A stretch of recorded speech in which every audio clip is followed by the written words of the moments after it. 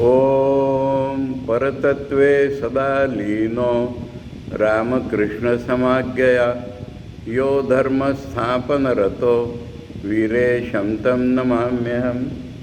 We have been studying Swami Vivekananda's Bhakti Yoga in this class, and we are last time we were reading the chapter Incarnate Teachers and Incarnation, and we had left the last two paragraphs of that chapter. Swamiji here has very clearly stated that we cannot have correct idea about God unless we see an incarnation. Very clearly he has stated by his own experience. He had conceived God as Nirakar Sagun, which turned out to be not correct. He had many ideas about God, but when he met Sri Ramakrishna and struggled with him, he understood what is God.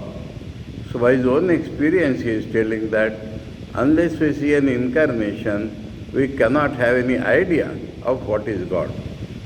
And so in Bhakti Yoga, it becomes absolutely essential to worship God through an incarnation. And so he has taken up this chapter, Incarnate Teachers and Incarnation, and now at the end let us see what he wants to say. Two kinds of men do not worship God as man. Two extremes look alike. The human brute who has no religion. Very drastic statement this. Because we find so many people decrying the idea of a personal God or incarnation, especially about incarnation. The so-called Vedantist, so many people decry the very idea of incarnation. And yet, Swamiji by his experience is telling, two kinds of men do not worship God as man, the human brute who has no religion, and the Paramahamsa who has risen beyond all this weakness of humanity and has transcended the limits of his own human nature. That is the main thing. Human nature, who have a human mind, and human mind cannot conceive God, it becomes a caricature. Human mind can try to understand an incarnation and then only come to a correct idea of God. But a Paramahamsa is one who has transcended the human nature. And so, in Vedanta, it is called Apaurusheya Jnana.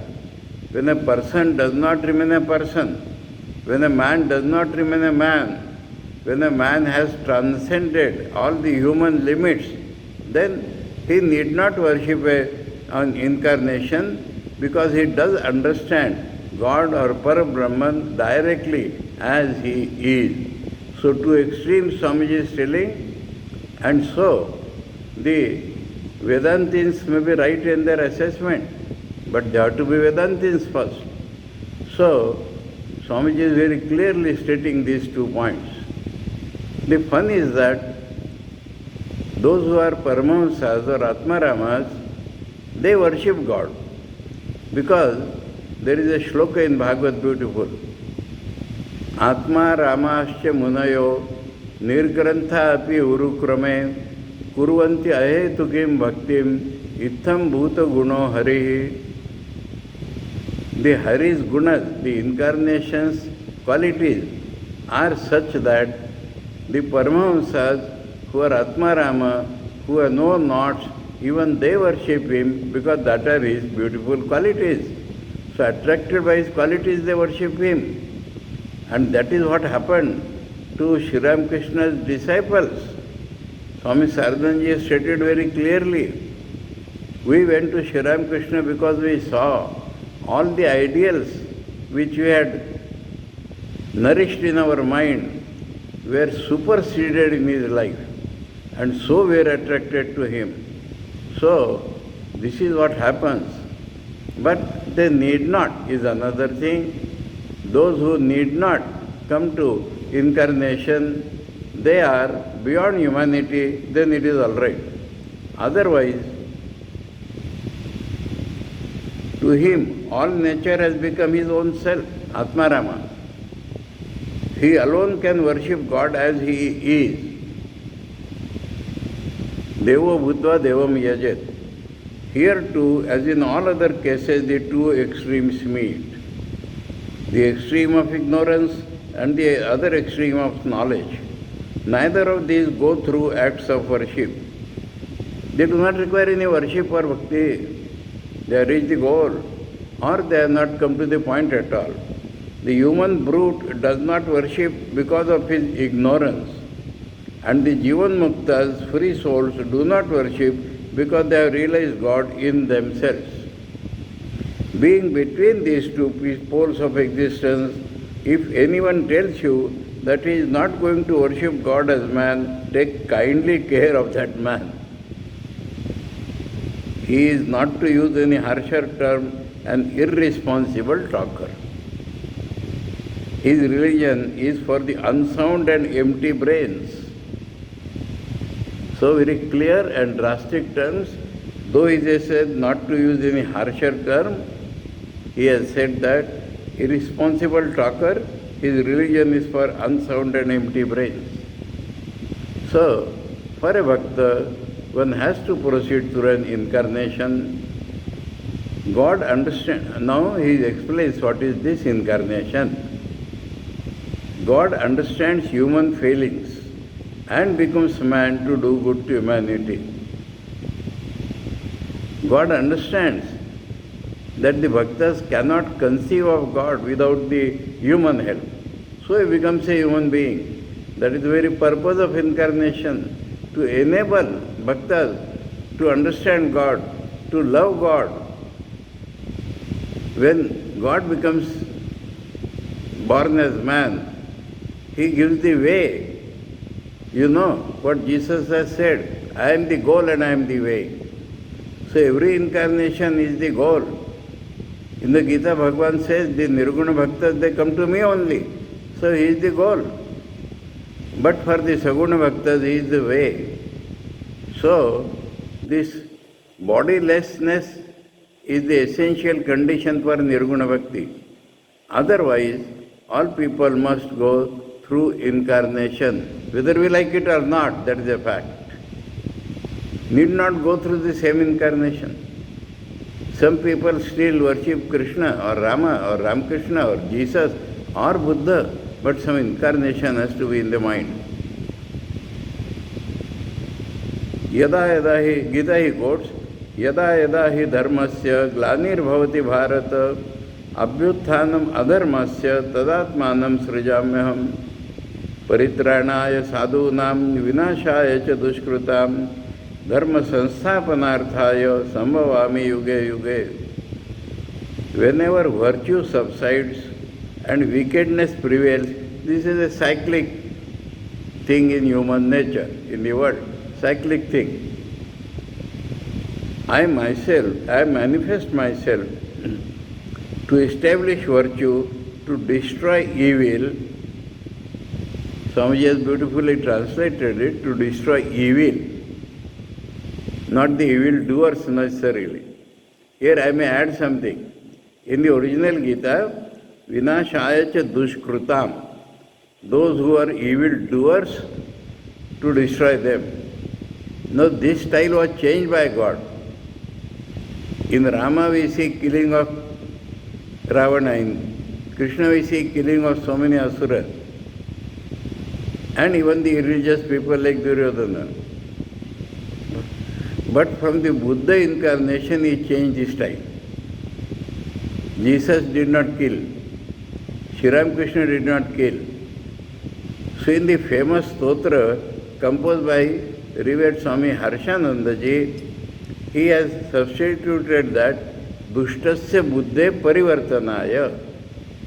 Instead of killing the evildoer, he is changing the mind of the evildoers and making them well-doers. So that is a style. And so, taking the spirit of the Gita quotation, Swamiji has translated it as destroy evil, does not say evildoer.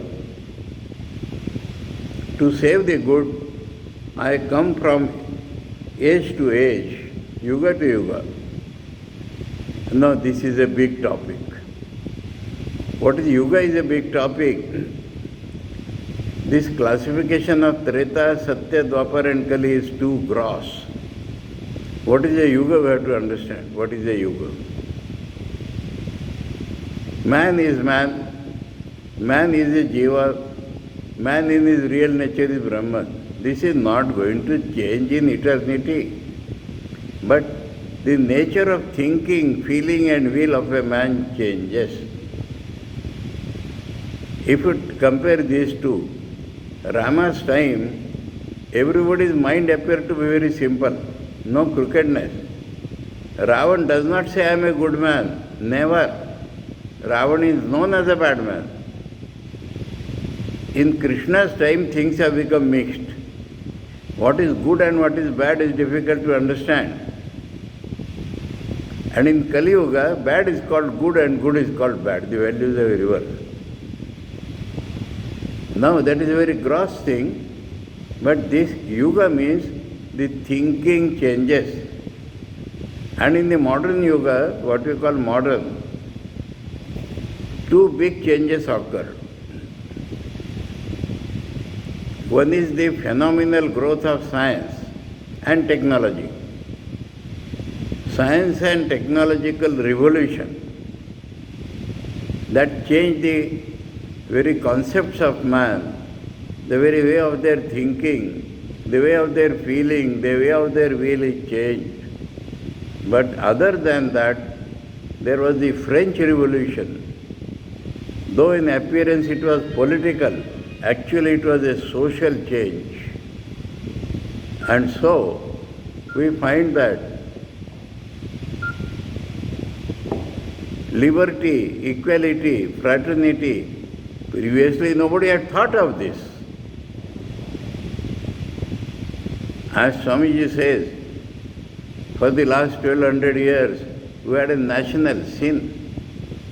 The women were not considered as human beings, to the extent that in the Islamic religion, as far as popular notion goes, the women have no souls. Though Swamiji contradicted this point at the Paris Congress of History of Religions and said that in Quran such a thing is not there, later on it has been conceived by the Muhammad. I am telling the spirit of it. And in India we may not call like that, but they were treated like that. And what we call the common mass, the names go on changing, but they were not treated as human beings.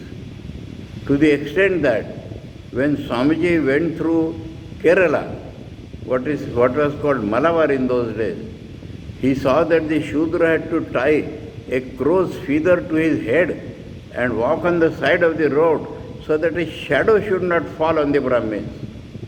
And Swamiji said, if this continues, whole Kerala will become a lunatic asylum. That was the state of affairs. And so, in this yuga, we have to think newly. And then came this wave of liberty, equality and fraternity.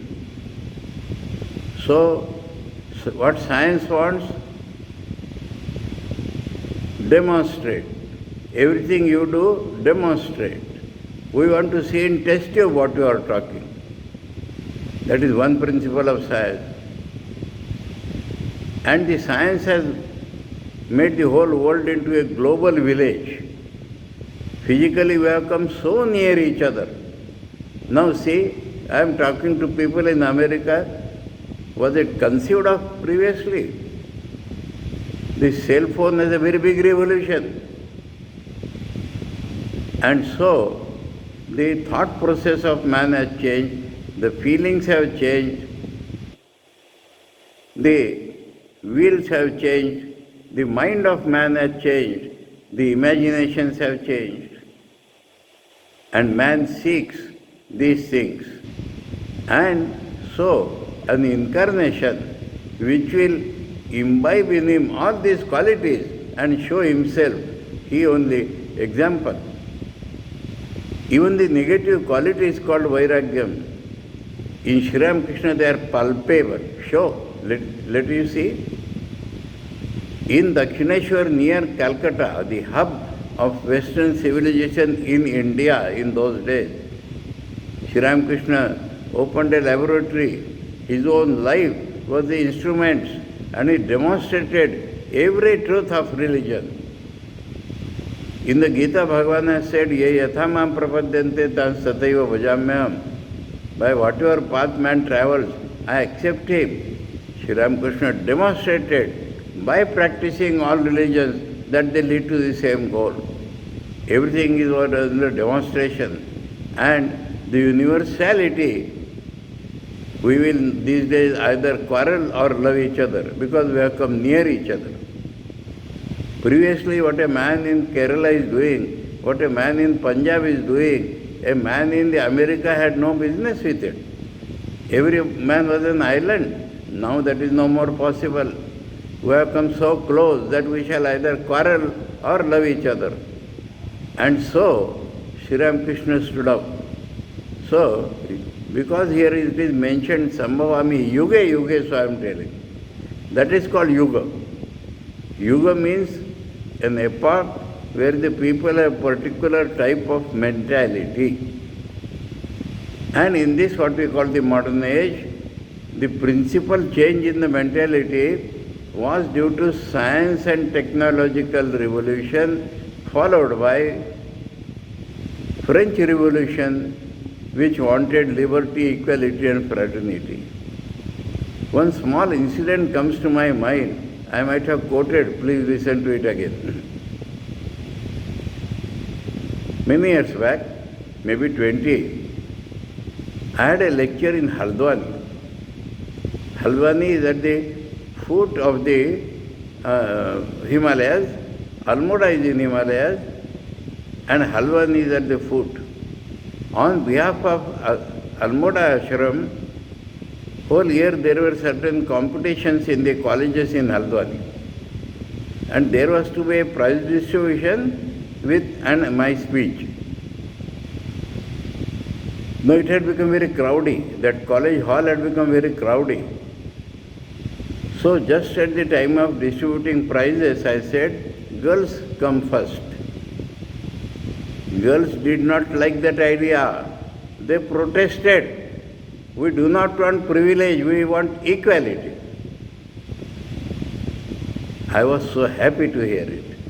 This is the modern age, please. We don't think that we are weak sex and we want privileges that you are calling us first. We want equality. I had to tell the girls, in my mind it is equality. Because these boys push themselves forward, so I said girls first. Not that because you are weak. So, understand this point? This is the modern age.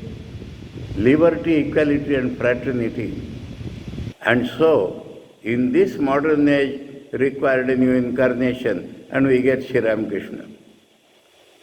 So in every age there is a need, universal need, and an incarnation comes.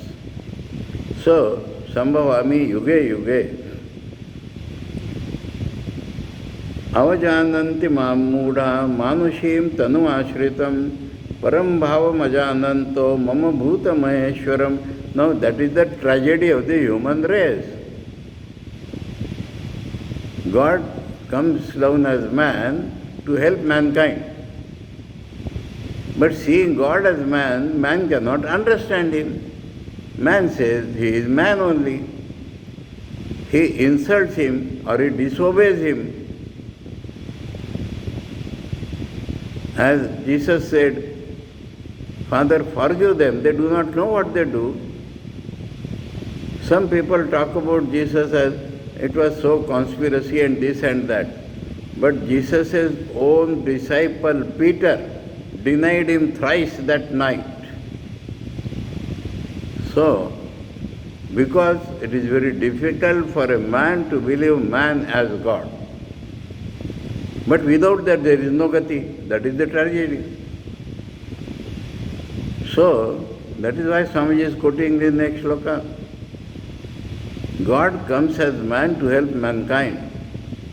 But people, in Krishna's time, people like Shishupal, they said he is a thief. So, avajananti mam muda manushim tanu ashritam.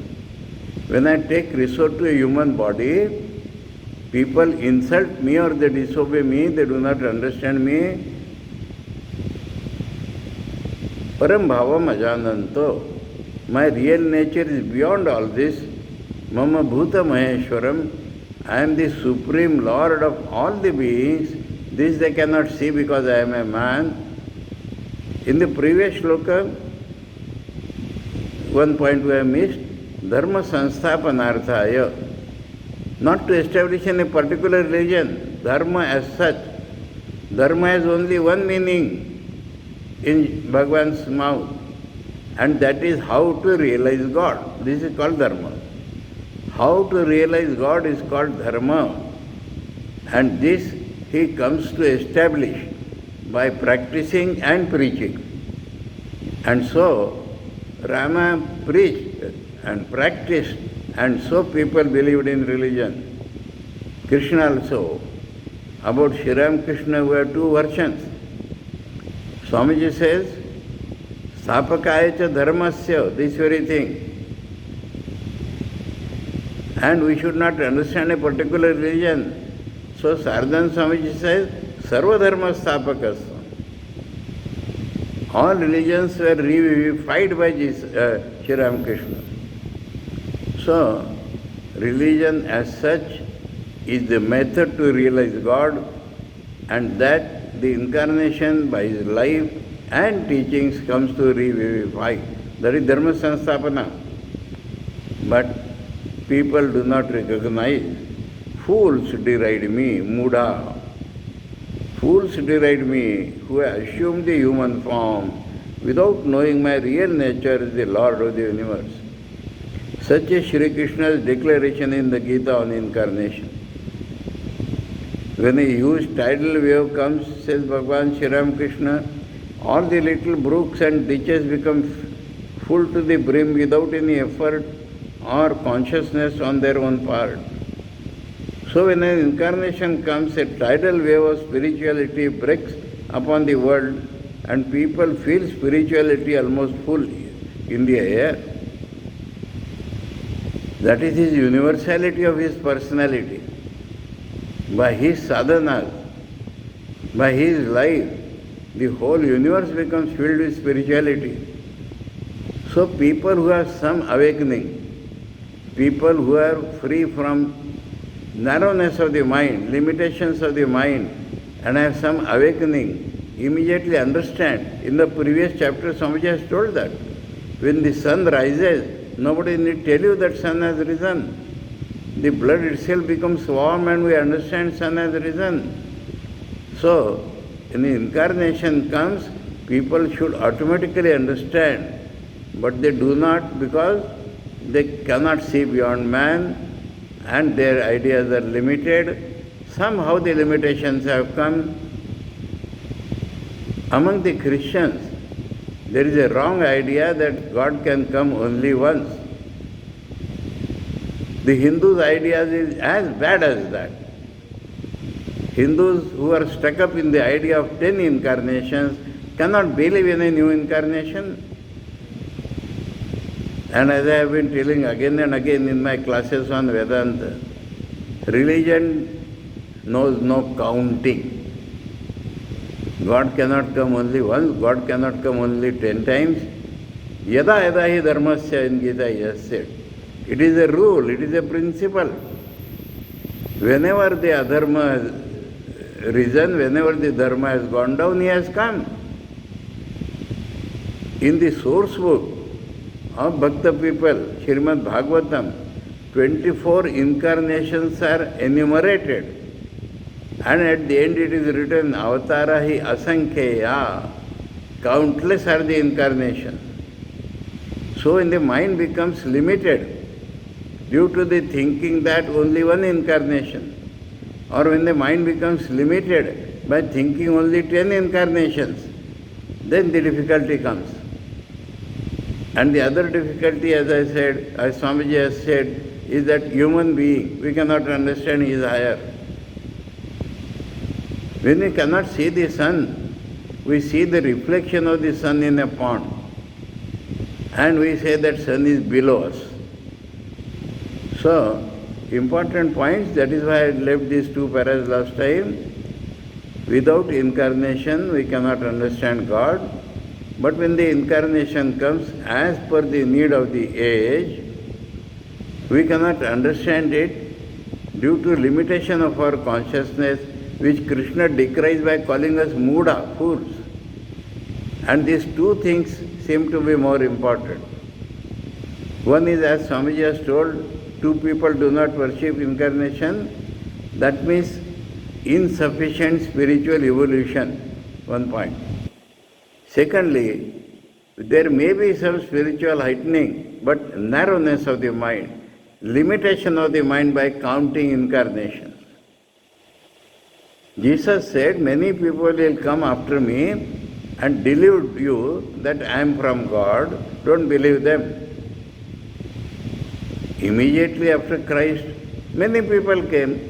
They are not to be believed. And the people misunderstanding that nobody can come after that. That is not true. We have seen in our own life some people claiming they are Sri Ramakrishna born again. Incarnations do not hang like this on trees. Yogi Arvinda has said, and historically we see, it takes at least 500 years for the human race to get such a man again. So, all these considerations are important. But side by side, limitation of consciousness should not be there. We must understand this point. And so, Swamiji is broadening our view. One is Yuga we should understand, need of the age we should understand, what is the form of adharma abhibhav these days.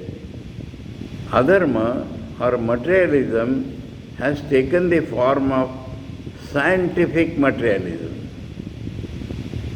Demonstrate, and with that help, science is giving us more enjoyments and making the life easier.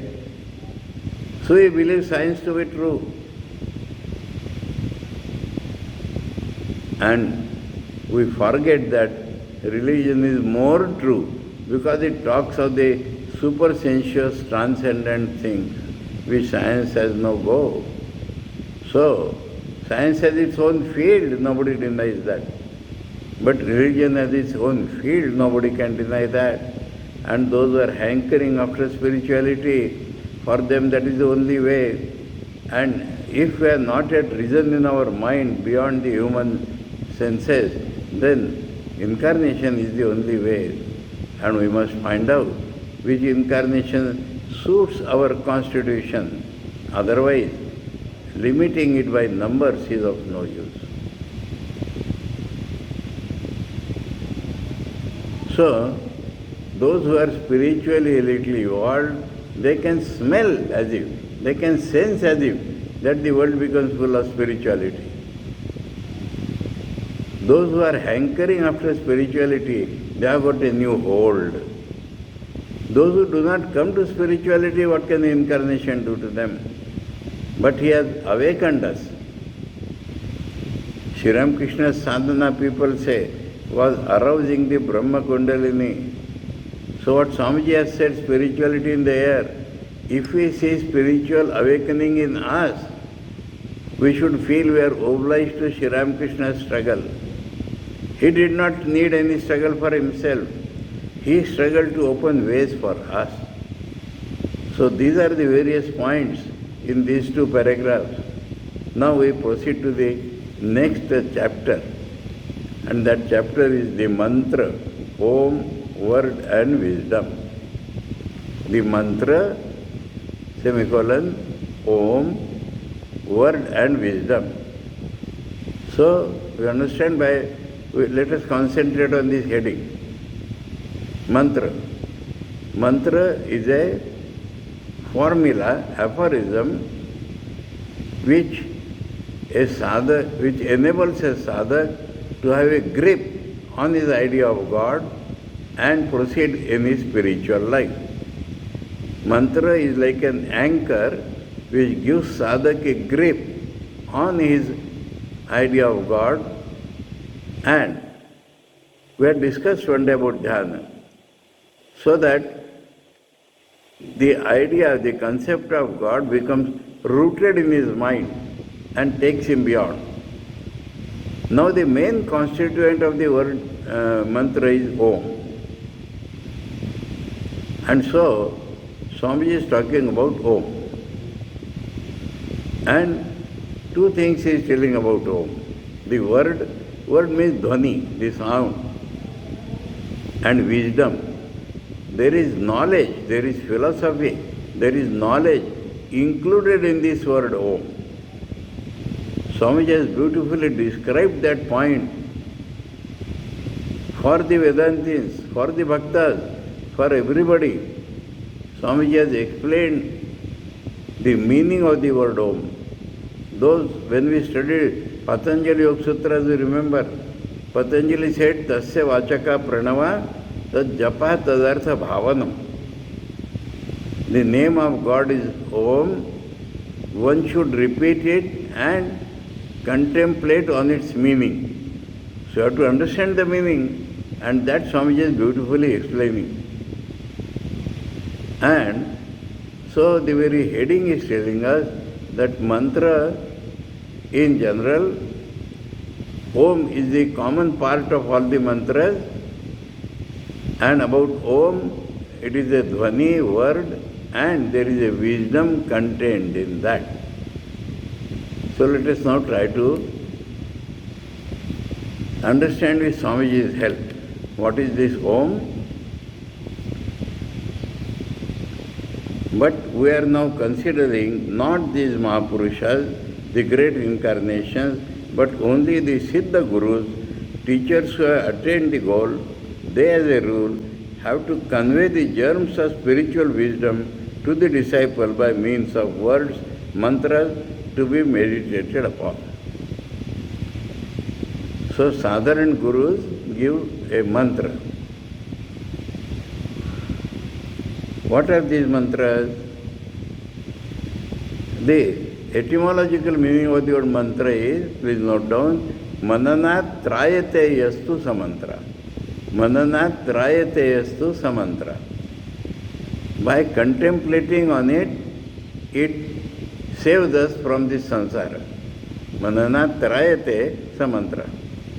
So, by contemplating on its meaning, it releases from this bondage. That is called mantra. The whole of this universe has, according to the Indian philosophy, both name and form. Nama Rupa is the conditions of manifestation. Let us think like that. Brahman is one without a second. We do not see that Brahman. Actually we see, but we are not aware of. We see world,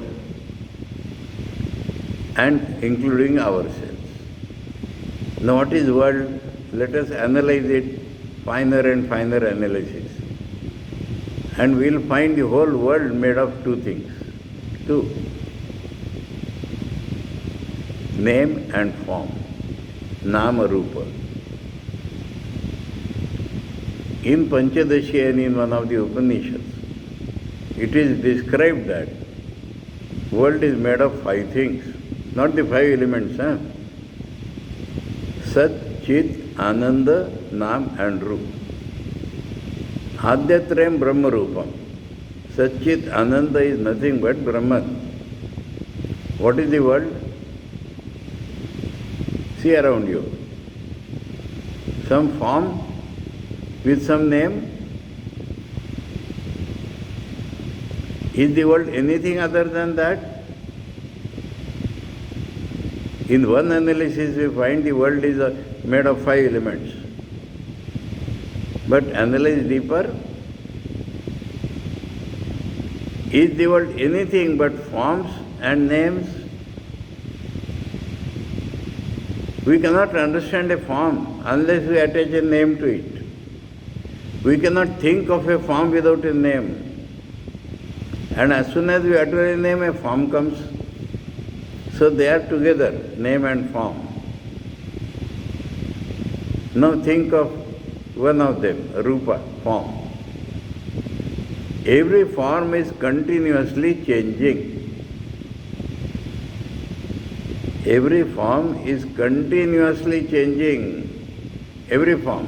Whether it is our body, anybody's body, whether it is a building, whether it is a table, whether it is perishable food, it is continuously changing.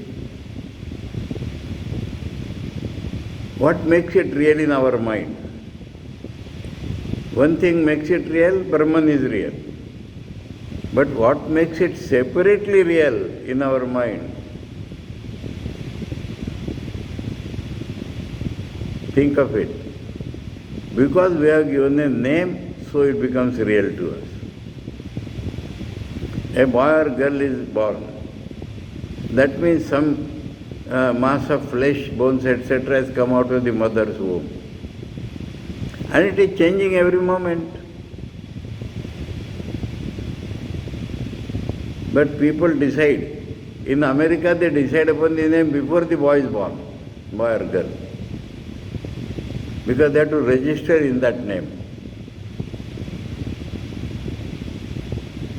So, you are Shalini or Malini or Ananta or Vishnu, then we feel it is separately real. I am Shalini, I am Malini, I am Vishnu, I am Ananta. People call me by that name, I call myself by that name, and that becomes separately real. This is the table. Table is a name given by us. If this name was not given, it is wood. Wood is a name given by us. If this name was not there, it is Brahman only. Everything in the world, if you analyze, appears to be separately real only because we have given a name to it. Please examine this. Whole day and night today, till next class you can understand this. Cow. We have given the name cow. Otherwise, it is an animal. Animal is a name. If you do not give it, it is Brahman. Every object in the world you will find like this. Plank of wood, name. Wood, name. Tree, name. Ideas in the mind with a name. To the extent that in the Christian's Bible, in the book of John, in the beginning was the Word, and he does not say Om, it is Om. In the beginning was the Word, and the Word was with God, and the Word was God. Nothing was made which was not made from the world, like that he has put it. Made means manifested. God manifests through names and forms. That is the world. So long as we do not see God, so long as we are not aware of the consciousness, Satchit Ananda bliss, we are aware of names and forms. That is the world. Now one of these forms is continuously changing. How to call this table? If it is continuously changing, what it was yesterday, was that table? Or what it is today is table? Or what it will be tomorrow is table? Name is continuous, form is not continuous. Cloth, shirt, is it continuous? Form is changing continuously. So there is no reality in the form, separate. But because of the name, it appears to be separately real. Now try to examine the name. What is the name?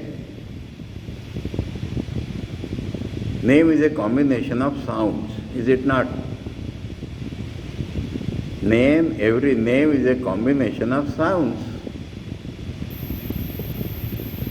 In this respect, we must take hold of the Sanskrit names, Sanskrit sounds, because such a comprehensive treatment has not been done in any other language.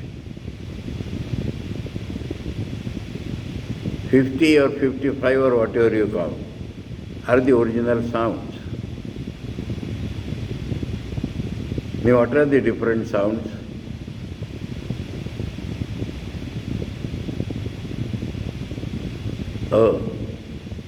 A is the basic sound, not the Bengali O. The first letter comes, we open the mouth without giving it any shape, and as the sound comes from the sound box, let it come out, it is A. Neither A nor O. A. Now there are so many other sounds. What are they? The sound which originates and comes out. Before that, some part of the sound box we make it touch. That is beautifully analyzed in the Sanskrit grammar. Danta. That means when we utter ta, I have to touch that sound with my teeth before it comes out. And this touch is of 5 types. Hard touch, soft touch, hard touch with small air, hard touch with more air, soft touch with small air, soft touch with more air, and sound through the nose. Understand? The is hard touch on the teeth with less air. Tha, it is called Mahaprana. Same hard touch with more air. The, same touch but softly touched. The, same soft touch with more air. And na, same touching with the teeth but the sound is coming through the nose. Pa, touching the lips, hard touching the lips. Fa, more air. Ba, soft. Bha, more air. Ma, through the nose. So all the sounds are nothing but making the air touch somewhere in some way before it comes out. Then the swaras, oo, that is giving shape to the mouth so that the sound touches more than one point at a time. That is the swaras. Now, suppose we want the summation of all the various sounds. I hope you are following me, I am slowly telling. What will be the sound which will be produced if it is touched to every point in the sound box before it comes out? Ooh, rolling sound. It may appear strange that how oo can contain ka, kha. But analyze in this way. Ka, kha, pa, cha, ta, ta, all are different touches. Now suppose we want the sound touching every point of the sound box before it comes out. Will it not be a rolling sound? Oo. So oo is the totality of all the varieties of sounds produced possible. A is the original sound. Now what can be the last sound?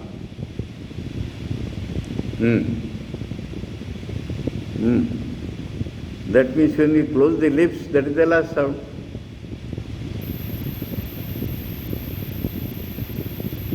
Combine these three sounds, a, u and n, o. It becomes. So all the objects of the world are nothing but names and forms. Forms are ever changing. They appear separately real only because of the names. So the objects of the world are nothing but name, that is the wisdom. And every name is made of sounds, and sounds are made by different touches. And if you make a samashti, the totality of all sounds, it is included in Om. The original sound, the closing sound, and in between a sound which produced by touching every portion of the sound wave. Before reading Swamiji's point, I am explaining that. That is what Swamiji has explained here. So what is the meaning of the word Om? Every sound has a meaning in Sanskrit. Ka is water, Kha is sky, Ram is fire. So what is the meaning of Om? All possible varieties of objects of the world, the totality is Om. Objects are nothing but names and forms. Forms being ever changing, they are not real. Name makes them real. Name composed of different sounds. All sounds included in Om. So the meaning of Om is the entire universe. But that is our meaning. Now we turn to wisdom of Om. Om is telling us, Om is teaching us a wisdom that the world you see is actually Brahman. It is appearing different to you because of the sounds. So the meaning of the Om is shifted from our meaning of the totality of the world to the reality at the back of this world. Om is telling us that the world is unreal in itself. It appears real because of the sound, empty sound, as Mother has told us, and it appears real because there is a reality at the back, Satchidananda. So the first wisdom of Om, or the meaning of Om, is that God as the basis of this world, what we call Saguna Brahma. Suppose with the help of this Om, our mind has reached that Saguna Brahma. Mind gets lost in that Saguna Brahma, then no world. If the world is not there, we cannot call God as the support of the world because the world is not there.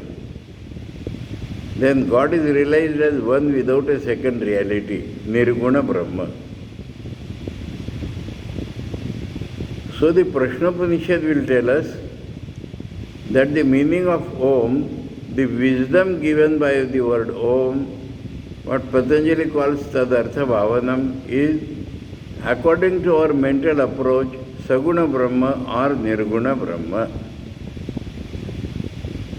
Our approach, if it is subject-object approach, if I is not left behind, I experience the world, then it is the totality, it is the Saguna Brahma. If I can be merged, then it is Nirguna Brahma. So, Om apparently has three meanings, really two. First meaning is the totality of the world. But that is not the wisdom. The wisdom given by Om is that this so-called totality of the world is unreal. It appears real because of the reality at the back. So that is the first meaning of the word Om. which we normally call second meaning, that is God as the background of this world, God as the support of this world, God as the creator, preserver and destroyer of this world. That is what we call Saguna Brahma, the personal Brahman. And if Om takes us beyond, then it is Nirguna Brahma. There is no world there. So, this is what Swamiji is explaining now to the Bhakti Yogi through the symbol of Om, that remember now. So many mantras are there, but the basis of all mantras is Om. All other mantras are particularized aspect of God. So now, let us read from Swamiji.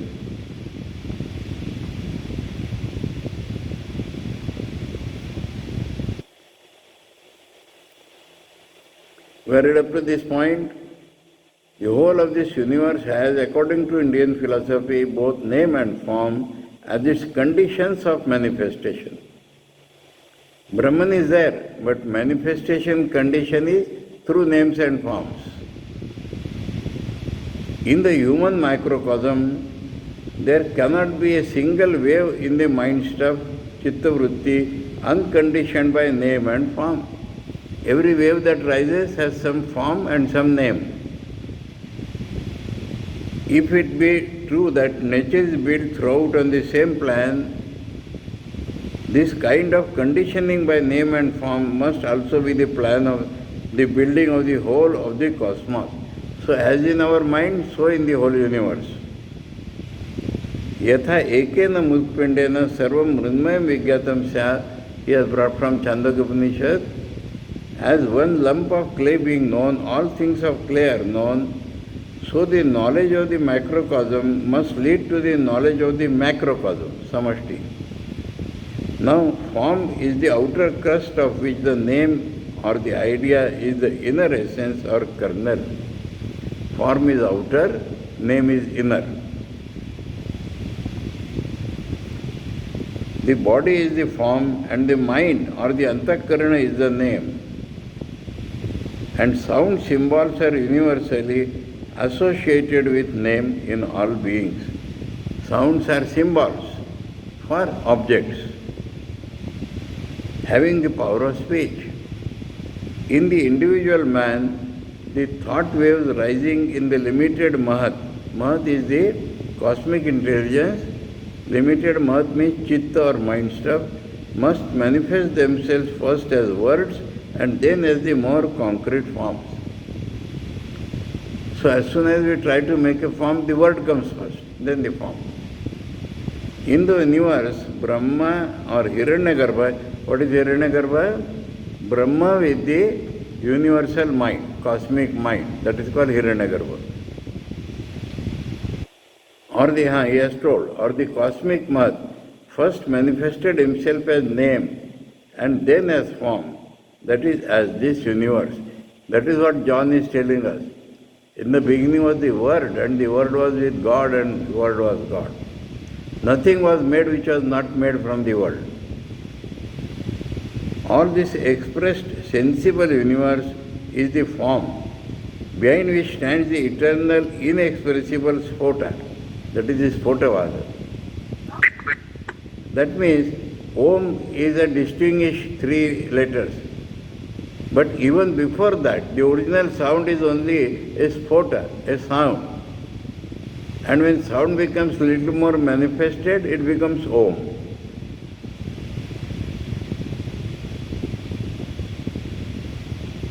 The manifester as Logos or word. Logos is in the Greek philosophy, word is in modern Christian philosophy. This eternal Sphota, the essential eternal material of all ideals or names, material of all names is this Om. Even before Om is this Sphota, the sound. Is the power through which the Lord creates the universe. So, Lord's power through the word or sphota, then various objects of the world. That is how the creation takes place. Nay, the Lord first becomes conditioned as the sphota and then evolves himself out as the yet more concrete sensible universe. He has changed the language. God creates the world or God himself appears as the world. That is the better language. So God first appears as the original sound, then Om, and then the universe. This photo has one word as its only possible symbol, and this is Om. What about the other words used in other religions? They are apabhranshas. Amen. Amen is nothing but Om. And as by no possible means of analysis can we separate the word from the idea, this Om and the eternal sphota are inseparable, and therefore it is out of this holiest of all holy words, the mother of all names and forms. You have seen how it is the mother.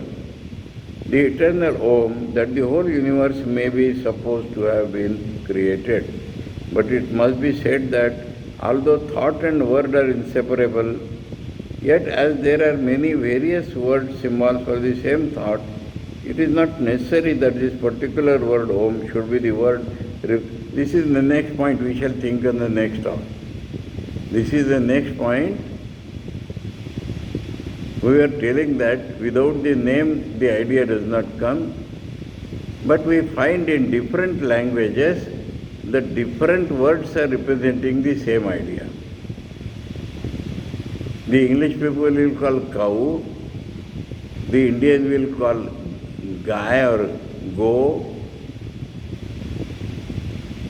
like that. Different words for the same sound, same form.